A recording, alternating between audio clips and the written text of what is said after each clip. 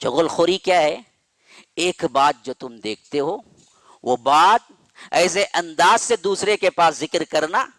جس سے وہ برا محسوس کرے، یہ چغل خوری ہے۔ اور اس چیز کو آج ہمارے معاشرے میں نہ برائی سمجھی جاتی ہے، نہ اس کے لیے روک تھام ہوتی ہے۔ عموماً مردوں میں بھی ہیں لیکن عورتوں میں سب سے زیادہ ہے۔ اسی لیے اللہ کے رسول صلی اللہ علیہ وسلم نے فرمایا کہ چغل خور جنت میں نہیں جائے گا، لا يدخل الجنت قاطع رحم، رشتہ کاٹنے والا جنت میں نہیں جائے گا، لا يدخل الجنت منان، احسان جتانے والا جنت میں نہیں جائے گا۔ یہ تین چیزیں بڑی اہم ہیں جو عورتوں کی صفات میں آج زیادہ ہمارے ہاں معاشرے میں پائی جاتی ہے۔ تم دیتے ہو یا کچھ احسان کرتے ہو، لیکن اگر آپ وہ بندی آپ کے خلاف آ جائے نا، اچھے سے اچھا ایماندار تقوی والی عورت بھی زبان پہ بات لاتی ہے کہ تم کیا تھی جی، ہم نے کیا تم کو، آج تم ہمارے سے بات کرتی ہو کیا؟ بس مسئلہ ہی ختم، جتنا کیا تھا سب کچھ غارت کر دیا، کچھ نہیں ملا۔ اگر احسان جتانے کا ایک لفظ بھی استعمال کر دیا تو معلوم ہوا کہ جتنے خیرات آپ نے دی، جتنا ثواب آپ نے کمایا، جس حیثیت سے آپ نے کیا ہے اللہ کی رضا کے خاطر سب کچھ پامال ہو گیا اور کوئی چیز آپ کو نہ ملی ثواب کی حیثیت سے، الٹا عذاب ہوا کیونکہ آپ نے احسان جتایا۔ اسی طرح کیا ہے،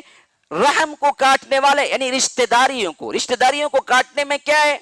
کہ ہمارے یہاں معاشرے کے سب سے اہم ترین مسائل میں سے یہ مسئلہ کیا ہے کہ شوہر ہے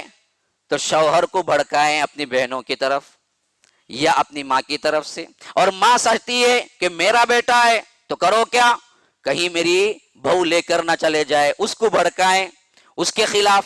اصل میں دیکھا جائے تو ان رشتوں کے اندر یہ چیزیں اور زیادہ رحم و کرم کے ساتھ ہونی چاہیے تھی، لیکن ہم نے اس کو کیا کیا، دراصل کاٹنے کے لیے استعمال کیا۔ ہر ساس سمجھتی ہے کہ بہو میرے بیٹے کو لے اڑے گی، اور ہر بہو سمجھتی ہے میری ساس ظالم ترین انسان ہے، ٹرمپ سے زیادہ اگر کوئی ظالم ہے تو وہ میری ساس ہے۔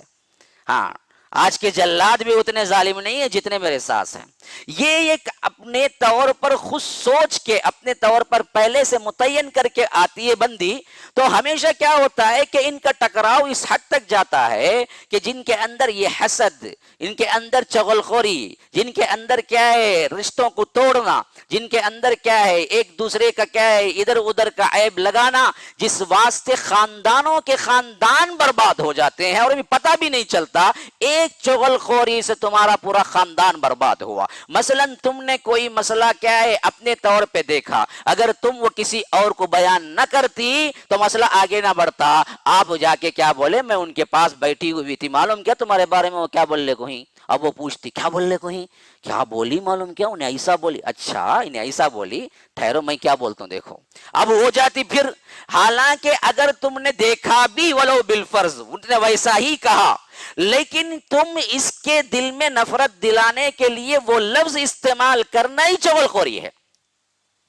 دیکھا وہیں سے چھوڑ دیا،